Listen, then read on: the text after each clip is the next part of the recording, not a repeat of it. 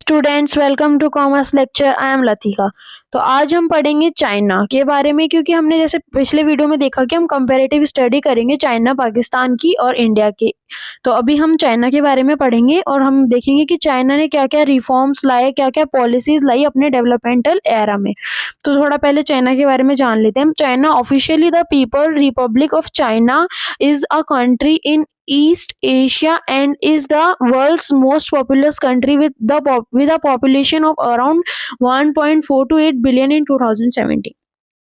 जो चाइना था वो मोस्ट पॉपुलस कंट्री कंसीडर किया जाता है, आज भी नंबर 1 पर है पॉपुलेशन के अंदर। वहां पे पॉपुलेशन थी 1.4 to 8 according to 2017। It is the largest country by area China third largest country है। फर्स्ट है हमारा यहाँ पे रशिया एंड सेकेंड है कनाडा। और ये इस्टेब्लिश हुआ था 1949 में on 1 October. Its official language is Mandarin. More than 70% Chinese people speak. जो इसकी ऑफिशियल लैंग्वेज है वो मैंड्रीन है। 70% प्लस पॉपुलेशन मैंड्रीन ही लैंग्वेज वहां पर यूज करती है।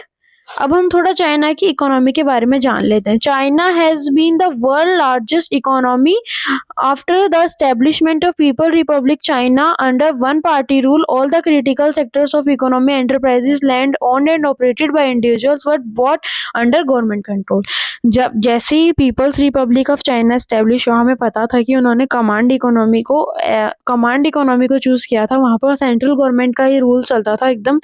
और वहां पे किसी भी जो पब्लिक थी वहां की, उसे मतलब कोई भी रूल्स एंड रेगुलेशंस नहीं, मतलब उसको कोई भी रूल्स एंड रेगुलेशंस फॉलो करने के लिए नहीं मिला था। सब कुछ गवर्नमेंट ही वहां पे पॉलिसीज बनाती थी। तो वहां पे वन पार्टी रूल था। तो जितने भी क्रिटिकल सेक्टर से, केमिकल सेक्टर हुआ, कम्युनिकेशन सेक्टर हुआ, और जितने भी सेक्टर्स थे इकोनॉमी के और एंटरप्राइजेस, सारी बिजनेस फर्म्स, जितनी भी लैंड, एग्रीकल्चर वाली लैंड जितनी भी थी, वो ऑपरेट तो की जा रही थी इंडिविजुअल्स के द्वारा, मतलब कि ऑपरेट तो करी जा रही थी आम जनता के द्वारा, लेकिन उसके ऊपर सारा गवर्नमेंट कंट्रोल था। उन्हें ओनरशिप नहीं थी उस चीज की। अब जो GLF प्रोग्राम था वो चलाया गया था बाय माओ जेडुंग। वो उनका मेन इनिशिएटिव ये था इस प्रोग्राम को बनाने का, इस कैंपेन को चलाने का, कि हम अपनी जो चाइना इकोनॉमी उसे मॉडर्नाइज करेंगे। और वो कब पॉसिबल था? जब वो अपनी एग्रीकल्चर जो इकोनॉमी थी उसको ट्रांसफॉर्म करेंगे, उसमें बदलाव लाकर उसे एक मॉडर्न इकोनॉमी बनाएंगे। और वो बदलाव कब आएगा? जब वहां पर एक रैपिड इंडस्ट्रियलाइजेशन होगा, मतलब इंडस्ट्रीज में बहुत ज्यादा रैपिड प्रोग्रेस होगी, तभी वो मॉडर्नाइज इकोनॉमी, तब उनका इनिशिएटिव पूरा हो पाएगा, वो मॉडर्नाइज इकोनॉमी में कन्वर्ट हो पाएगी। जो GLF प्रोग्राम था वो 1958 में, जो GLF कैंपेन था वो 1958 में बना था बाय माओ जेडुंग। और जो GLF था ना, उसका मतलब मेन, जैसे हम पढ़ सकते हैं, ग्रेट लीप फॉरवर्ड कैंपेन, इसका मेन इनिशिएटिव ये था कि हम आज से ठीक 15 साल बाद जो जितनी भी डेवलप्ड नेशंस है ना, जितनी भी डेवलप्ड कंट्रीज हैं, हम उन्हें कम्पीट करेंगे, हम इतना ज्यादा अपने आप को डेवलप कर लेंगे। लेकिन ये प्रोग्राम ज्यादा टाइम तक चला नहीं। तो जैसे कि हम आगे पढ़ते हैं, the aim of the campaign was to transform agrarian economy into a modern economy through the process of rapid industrialisation. जो कि जैसा कि हमने पढ़ा कि उन्हें अपनी एग्रियन इकोनॉमी, मतलब जो भी एग्रीकल्चर से रिलेटेड इकोनॉमी थी, उसे मॉडर्न इकोनॉमी में कन्वर्ट करना था, और जो कि अपने रैपिड इंडस्ट्रियलाइजेशन से ही पॉसिबल था। Under this program, people were encouraged to set up industries in their backyards. इस प्रोग्राम के अंदर जो भी पीपल्स थे उन्हें encourage किया गया कि वो अपने बैकयार्ड्स में इंडस्ट्रीज सेटअप करें। उस टाइम स्टील की इंडस्ट्रीज को प्रमोट किया गया था कि वो अपने बैकयार्ड में भट्टे लगाएं और स्टील का फॉर्मेशन करें एक लार्ज स्केल पर। और जैसे कि हमें पता है कि जो चाइना था वो लार्जेस्ट कंट्री माना जाता है by area, third largest country. तो वहां पर जो भी लोग थे उनके बैकयार्ड्स में जितनी भी जगह थी ना, वहां उन्होंने इंडस्ट्री सेटअप करने के लिए लोगों को एनकरेज किया। और इन रूरल एरिया और जितने भी ग्रामीण क्षेत्र थे वहां पर उन्होंने कम्यून्स बना दिए गए। कम्यून्स हम यहाँ पे कंसिडर कर सकते हैं as a group of people. Communes एक ऐसा सिस्टम था कि वहां पर जितने भी जो फार्मिंग लैंड थी ना, उसे कलेक्टिवली कल्टिवेटेड करवाया जाता था। मतलब जैसे कि एक लैंड है, इस पे ही सारे जने मिलकर काम करेंगे। मतलब कम्यून्स बना दिए गए थे कि ये ग्रुप इस लैंड को कल्टीवेट करेगा, और सारी ओनरशिप तो वैसे भी इनके पास थी नहीं। वहां पे जो भी पीपल्स रहते थे सब सेंट्रल गवर्नमेंट के अंडर ही आता था। In a rural area, communes were started. Commune is a system of collective farming under which peoples were made to cultivate farmland. In China, peoples collectively cultivate land. तो जैसे कि हमने पढ़ा कि उनके ग्रुप्स बना दिए गए थे और वो सब मिलकर एक ही लैंड को कल्टीवेट करते थे, एक ही लैंड पर अपनी फार्मिंग करते थे। इन 1958 ऑलमोस्ट 26,000 कम्यून्स बन चुके थे, 26,000 ग्रुप बन चुके थे, जो कि ऑलमोस्ट कवर कर रहे थे सारी वहाँ की फार्म पॉपुलेशन को।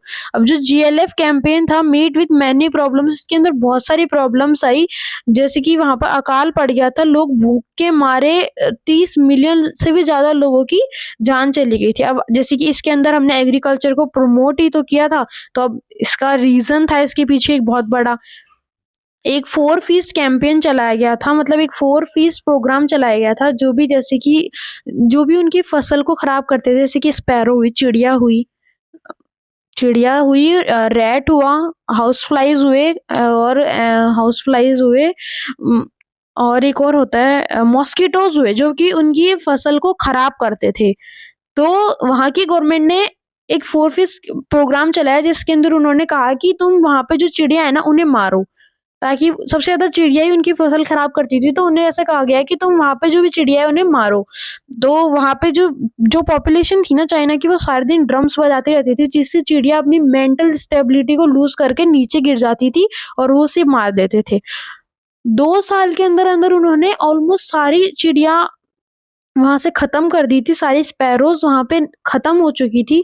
लेकिन चाइना में जो माओ जेडुंग था, जो भी गवर्नमेंट थी, वो ये बोल रही थी कि एक फूड चेन नाम की भी कोई चीज होती है। अब जो चिड़िया थी वो ग्रास हॉपर्स को खाती थी, अब चिड़िया तो रही नहीं, तो ग्रास हॉपर्स की पॉपुलेशन में अचानक से इतना ज्यादा रेज हो गया कि उन्होंने उनकी जो भी फार्मिंग, जो भी उन्होंने कल्टीवेट किया था ना, उन्होंने जितना भी उस एरिया में कल्टीवेशन किया था, वो सारा ग्रास हॉपर्स वहां पर आके नष्ट कर चुके थे।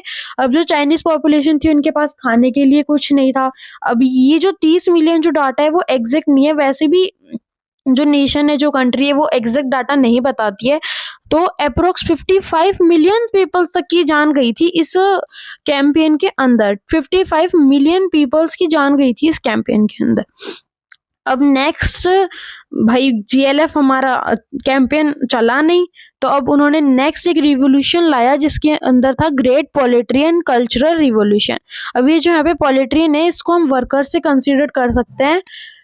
In 1965, Mao Zedong introduced these Great Poetry and Cultural Revolution, जो कि 1966 से 1976 तक चला था, under which students and professionals were sent to work and learn from the countryside. However, when Russia had conflicts with China, it withdrew its professionals who had earlier been sent to China to help in the industrialization process.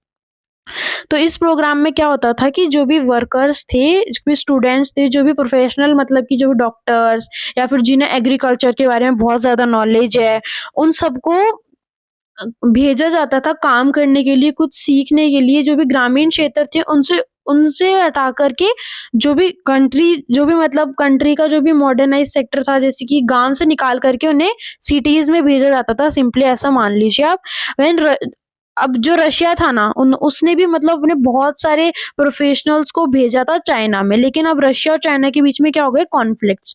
तो Russia ने उन्हें वापस बुला लिया, जिन्हें पहले Russia ने ही भेजा था, to help China in their industrialization process, अपनी उनकी इंडस्ट्रीज को डेवलपमेंट करने के लिए भेजा था प्रोफेशनल्स को, जिन्हें बहुत ज्यादा नॉलेज थी उस चीज के बारे में। अब रशिया और चाइना के बीच में कॉन्फ्लिक्ट्स हो गए, तो उन्होंने उन्हें वापस बुला लिया।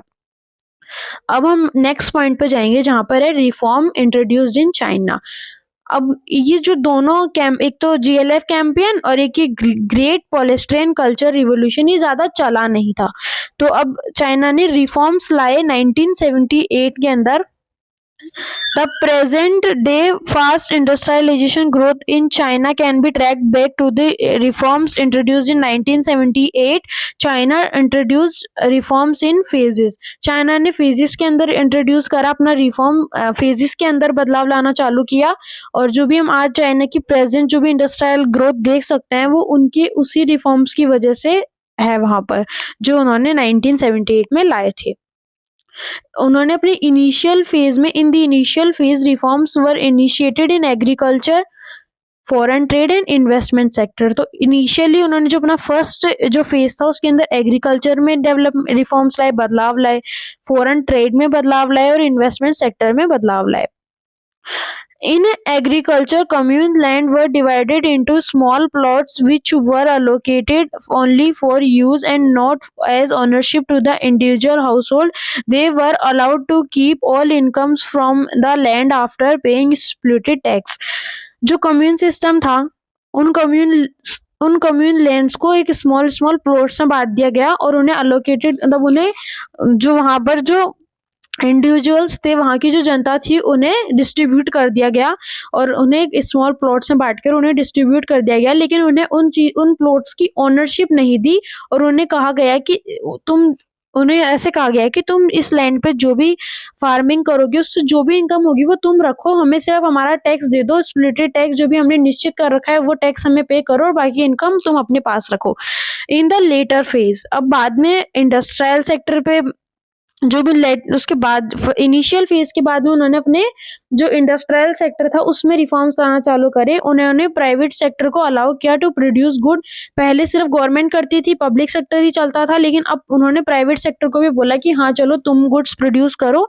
Eight this stage enterprises owned by government known as state owned enterprises, जिसे इंडिया में हम पब्लिक सेक्टर भी बोलते हैं, तो उन्होंने जो पब्लिक सेक्टर था और जो प्राइवेट सेक्टर था वो दोनों बराबर के कंपटीशन में चल रहे थे। इसका मतलब ये है कि जो प्राइवेट सेक्टर था उसने भी एकदम बराबर की ग्रोथ कर ली थी, जितनी कि वहां के पब्लिक सेक्टर में थी उतनी ही प्राइवेट सेक्टर ने वहां पे ग्रोथ कर ली थी उस टाइम तक।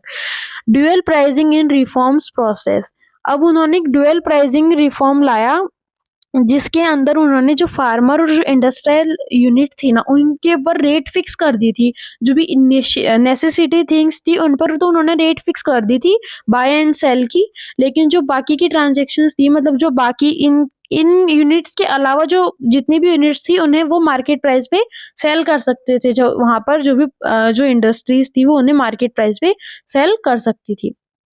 तो हम थोड़ा रीड कर लेते हैं इसे। Farmers and industrial unit were required to buy and sell fix quantities of inputs and outputs on the basis of fix price by the government and for other transaction the inputs and outputs were purchase and sold at market price, जैसे कि हमने अभी पढ़ा।